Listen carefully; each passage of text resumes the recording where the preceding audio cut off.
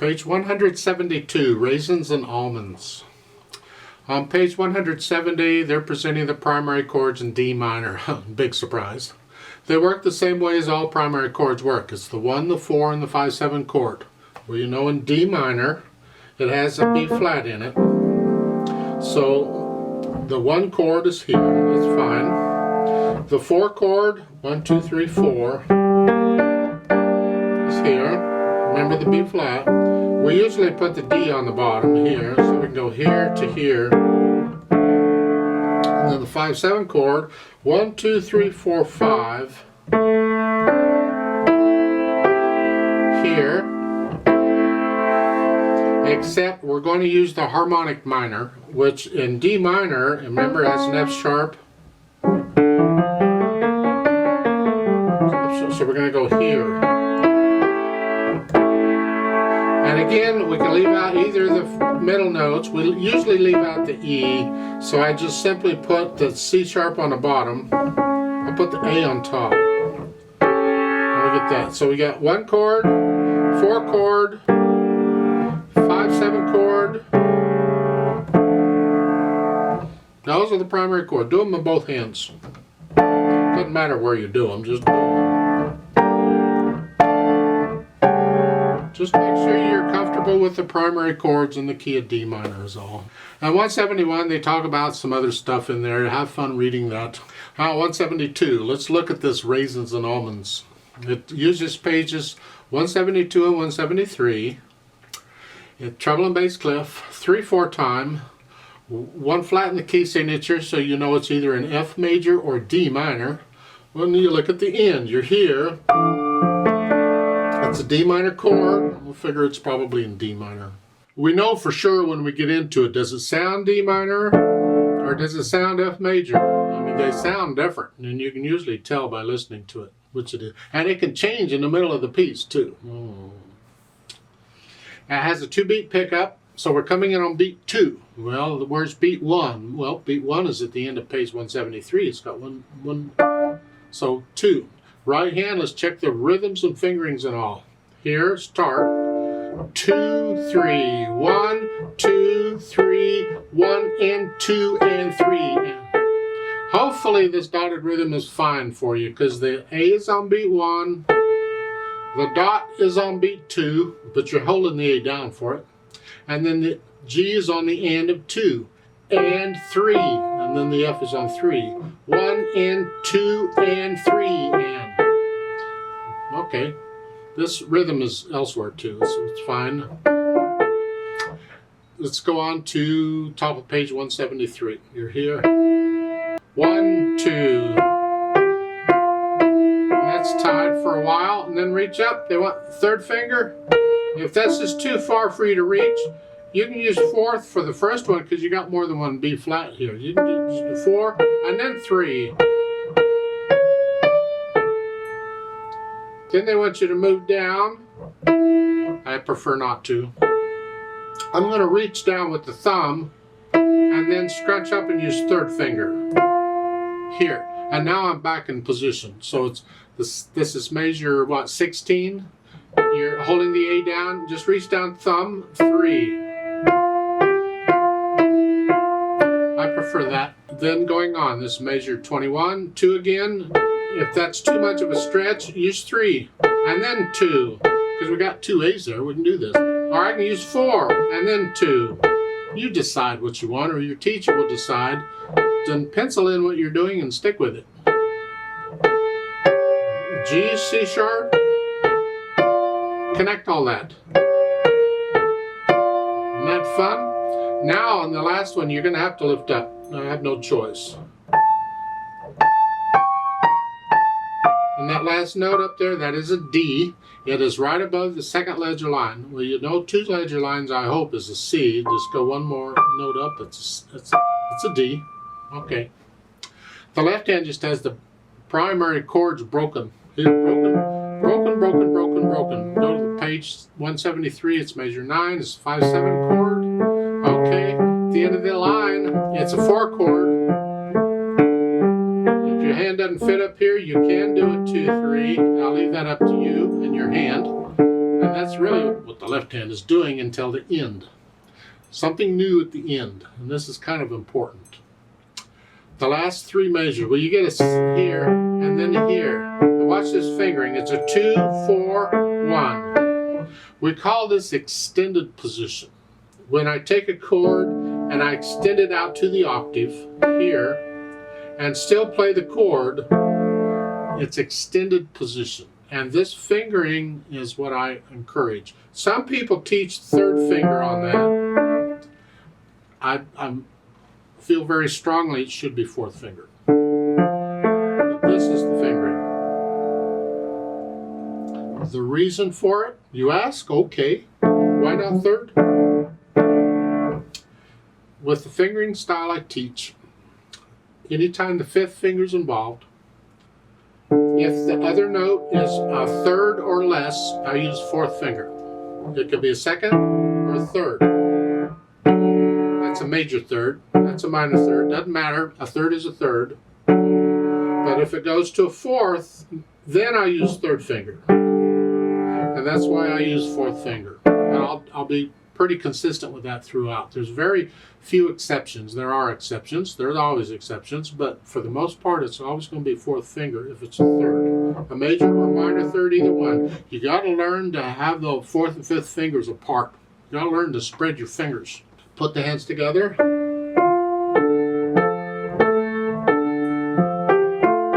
See, it's kind of nice when the left hand is playing quarter notes and you can see the beat and you can see the notes in the upper staff and how they line up with the beat. So those are together. That helps. You go through and put the whole thing. It's pretty straightforward rhythm-wise, I think. Then you go back through it, and this is the part that takes a while. Go back through and get rid of the hesitations. That can take a week. It can take longer than that. It's personal. It's up to you. It doesn't matter to me how long it takes. I'm in no hurry. But get rid of the hesitations. As far as articulation goes, it's phrasing in the right hand, and you connect the left hand all the way through. So it's... And then lift up. Just lift up in the right hand between each of the phrases. But the left hand, keep it connected all the way through. Dynamics to the melody. Whatever you think moderately loud is, keep the left hand soft.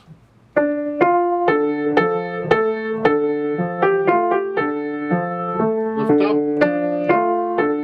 You're staying more or less in that area until measure 13. You're going to go up.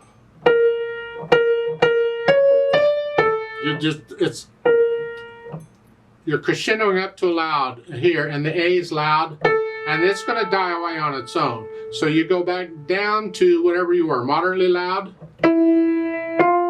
So the left hand's in the background.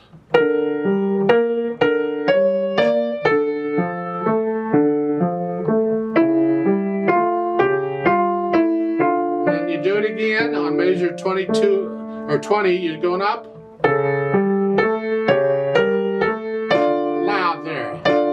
Right hand, go back down to soft. It's like an echo of that. And then go down. This dies away on its own. The left hand, you're soft or very soft. Go get softer. Can you get softer? How soft can you get without using the soft pedal? That's the idea. Speed, well, somewhere in the middle. If you're going to sing it, these eighth notes will slow you down a little bit, but the whole piece is the same speed. So how fast are you going to sing that? Tiny, sleepy, tiny, sleepy head. However fast you're going to do that, that's kind of what your speed is going to be. So parts of it may feel slow, where other parts of it are feeling fast, but you got to find somewhere in the middle and stick with the same speed throughout. And then, of course, they added pedal. We want the pedal for the overtones. And we don't need it for the legato or to connect it because we can do that with our hands. Because you learn it first without pedals so you know what it sounds like. The fingers are doing fine, but we add it for the overtones. But I want to lift the pedal up for the phrasing. I want to hear the phrasing if I can. It's going to be overlapping pedal or synchronized pedal, syncopated pedal, sync something pedal. And so the hands or fingers do their thing first, and then the pedal does it afterwards. So at the beginning, the pedal first, the hands first, excuse me, and then the pedal. Change it, lift it up with that right hand so I hear a phrase. I'm going to hear like taking a breath. And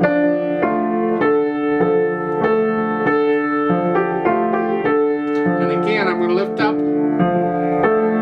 So I want to hear a phrase.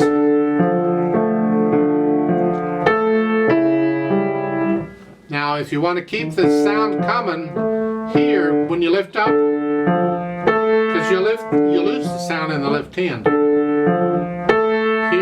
If you want to keep it, you finger pedal those notes. Hold them down for that one measure. Just so you can keep it, because you're lifting the pedal up. So the last two measures there on page 172. See, I still have all the sound because I'm holding the notes down.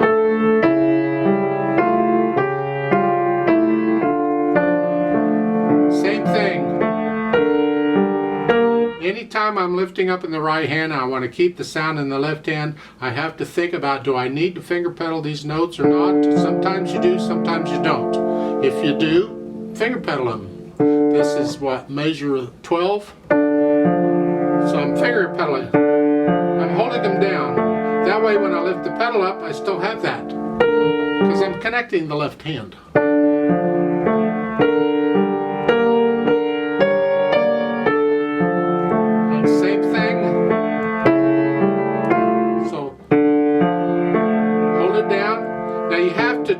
Get off of that one because you're using the same finger. That's all right.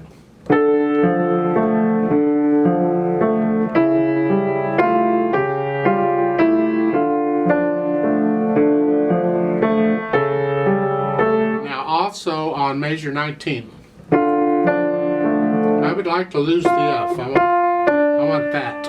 So I'm going to either not pedal the first beat or I'm going to change it. Because I can hold that note down, or I can just change the pedal. Either way.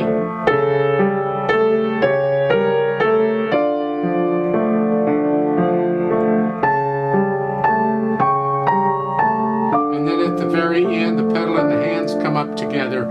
It's a fermata on that. You just hang on to it and let it die away, and then lift it up. It's my impression of the pedal. You have to experiment with the sound the pedal is making.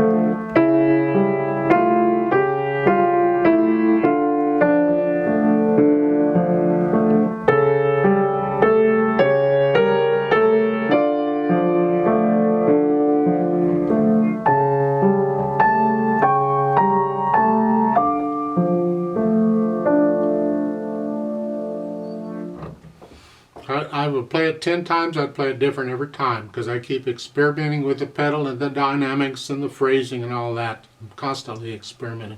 Now I don't talk about it much in these videos, but you want to always make sure you include the natural accents. That's part of interpreting. We want to feel the first beat of every measure. It's a 1, 2, 3, 1, 2, 1, 2, 1, 2, 3, 1, 2, 3.